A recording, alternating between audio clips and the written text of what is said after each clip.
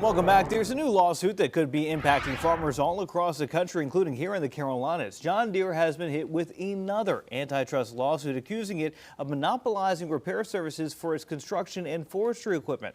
The lawsuit mirrors allegations by farmers and the Federal Trade Commission that John Deere withholds computer software needed to fix onboard electronics on large agricultural equipment. Deere is denying those allegations. Joining us now is our chief legal analyst, Khalif Rhodes. The name John Deere, very well known in the Midwest and anyone who does farming. But they already reached a $99 million settlement with a farming company, and this is about landscaping services.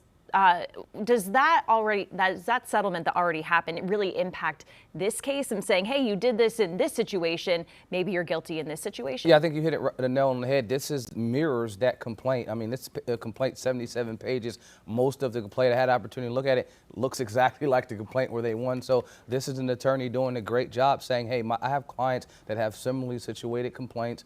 This is a landscaping company, not a forestry company and a farming based company like you talked about in the other one, but the facts are still the same. Does your company, John Deere, require the end user to use your company, John Deere again, to do the repair services? Specifically, do we have to use this diagnostic tool, and are you limiting other providers' access to it? If you are, that's the argument, and they're saying, hey, I think I should have access to this same type of settlement, and I would agree.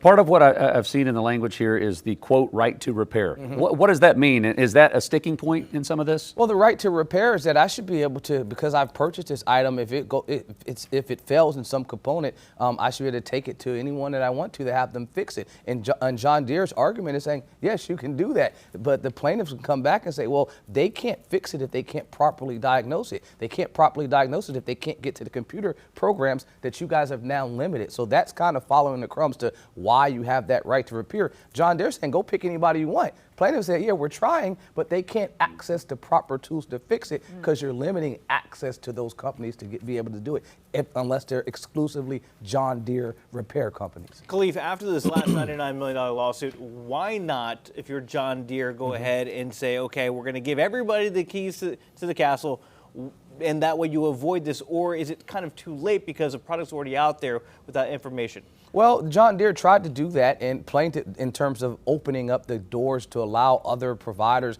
to get access to these diagnostic tools. Plaintiff says it's just not enough. And so to your point, someone in the room told John Deere, hey, we just paid $99 million. We probably need to fix this. And so they rolled out some fix, but that fix they're saying is limited, and I think that's why we got to this point now. They were doing something to attempt to prevent it, but folks that already have these tractors and other items out there, they need access to the on-board repairs, and they can't get those with the diagnostics. This is, and I say this a lot here, it's not an issue to have a monopoly, right? You can have a monopoly. The problem, it becomes problematic when it's an anti-competitive monopoly, and that's when we have Sherman antitrust violations, and that's what they're alleging here, that you guys have created this entire market solely to benefit you and exclude competition. The exclusion of competition is the issue, and that's why I believe plaintiffs will be successful here. It's that you have created the product and now created the only fix and excluded anyone else from having an opportunity. So you get money on both ends. The government doesn't want that to happen, and because of that,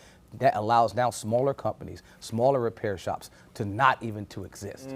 What kind of payout do you foresee here if they're successful? Is it just, hey, I lost X amount in business, or could they be getting more? I think it would be similar to the $99 million, right? You're pointing to that. It has to be damages. Those damages have to be actual damages, and so it's not like a personal injury claim where I can look for future gains and future losses. It has to be, this is what you are the proximate cause of my damages, and but for you doing this, now I'm out of X, Y, and Z. So you can point to a specific dollar amount, but the secondary effect of some type of settlement would be what Julian talked about before, and you mentioned, it's have you now opened the door for other competition? Because at the end of the game, that's what the Antitrust Act is for. The Sherman Antitrust Act is to say, we recognize that you're being anti-competitive, now allow it to be competitive. The money portion is for the plaintiffs, but the government wants the competition to be open and fair. All right, Khalif, we'll see how far this goes. Thank you very much, sir. Appreciate that. More topics with Khalif coming up through the morning. Queen City News Plus. Just search Queen City News on your smart TV's app store.